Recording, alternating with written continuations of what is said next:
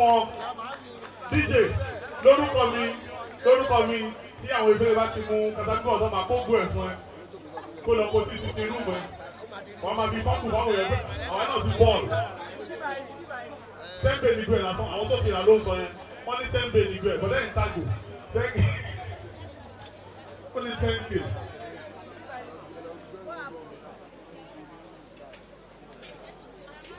Okay.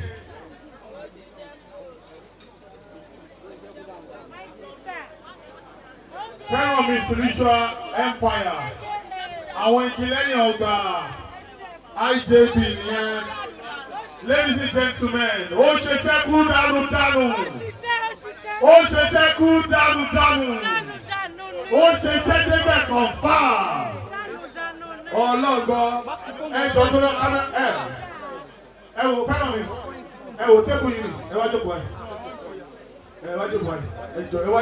jókòó à ń ṣe lọ́ńchì lẹ́dẹ́ ó ṣe ṣẹ́kù dànù Casamigos mẹ́rin dànù àdúpẹ́ lọ́wọ́ Ọlọ́run àsìkò tó lọ́n pé yín wá àsìkò tó tẹ́ mi lọ́rùn ni ẹ jọ̀ọ́ ó dàbí pé mo rí ṣàjẹ́ tí ò lọ́gàá ṣàjẹ́ tí ò lọ́gàá.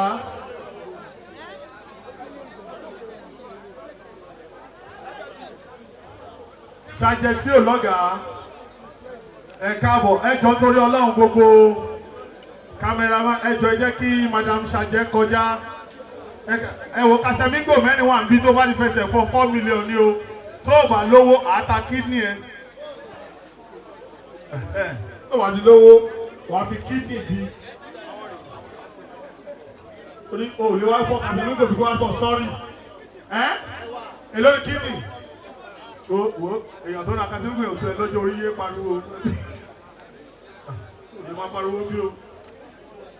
ẹ jọ ń tó lọ wo mẹ́ta mo rí bí tẹ́lẹ̀ èèyàn kan tó ti mú kan o GSM bó ṣe ṣó ti fún wọn ok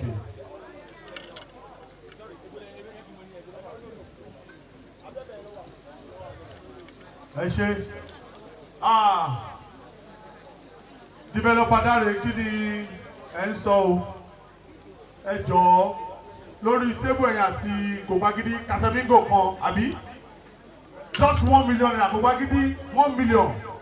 ṣé kó lọ bẹ́ẹ̀ wojú mi ọ̀pọ̀lọpọ̀ jù ṣé kó lọ bẹ́ẹ̀ kí Ìjẹ̀bú máa bọ̀ tó bá pọ̀ dídí Ìjẹ̀bú ó pe Rẹ́mọ nìyẹn ní sùúrù máṣálá gbé tẹ̀lé wọn mẹ́rin ni ẹ kú jókòó. Ada fún yín o Casamigos látà lọ́wọ́ lẹ́ dé o gbọ̀dẹ̀gbọ̀dẹ̀ ìta la máa fi lọ yìí tébù àwọn mọ́mì tó jókòó síbẹ̀ mọ́ ọ̀bẹ́ yóò lè mu Casamigos ṣé ẹ máa mu fruit wine èmi mo ṣe o fake ni ẹ má wọlé tó lé pààyàn fake ni fúnra mi ni mo miss ẹ mi ìdẹ̀ fọ́ títí so ladies and gentlemen please make sure you buy something let's support Ijebu ó ṣe ṣẹ́kù dànù. Ọlọ́run ó dáhùn jùjù Ọlọ́run ẹ máa fún mi lọ́sẹ̀ kan mi ò mọ̀ bóyá ẹni lọ́dọ̀ yìí ọṣẹ yẹn ni pé mo fẹ́ kí àwọn ìyàwó oníyàwó kan máa nífẹ̀ẹ́ mi ó ń wù mí bí ẹgbẹ́ kan lé ní mágùn tó bí àwọn òkun bí ìyàwó oníyàwó kó kàn máa nífẹ̀ẹ́ mi kí lẹ lè ṣe sí. nǹkan bẹ́ẹ̀ lè fi mẹ́kì owó nìkan lẹ ní ẹjọ́ mo fẹ́ di ààrẹ orílẹ̀-èdè ẹ̀ lọ́sẹ̀ yẹn. Ó yá ẹ̀mí ò fẹ́ kọ́ lunch mosque mo fẹ́ kọ́ mo fẹ́ káwọn èèyàn máa kírun pẹ̀lú 10-5 nínú mọ́ṣáláṣí ìtọ̀dọ̀ mi. Àríkẹ́ gold Àríkẹ́ ó ra Casamigos ó ti rà sọpọ́ lọ́hùn ó ti tàmàlà sọpọ́ọ̀tì Ìjẹ̀bú ìwọ náà rẹ̀ yọ kàn ókè tó bá lè ra tọwọ́ Ìjẹ̀bú èmi ní fèkì ẹ̀ ó wà nù mọ́tò ó ti rà ókè ó ṣe gan bímbọ̀ orí ìdílé wa sọ pé mi ò wọ́n ti mọ́ I've cut down my alcohol I'm now on soft ṣé ẹ̀ mú rẹ́bù 25 bímbọ̀ dá mi lóhùn ojú mi ò lè máa fẹ́ gbẹ́ wo mi ò ṣẹ́gbẹ́ o bí bá ṣe pé nǹkan tí mo ṣe tí ò dáhùn kiri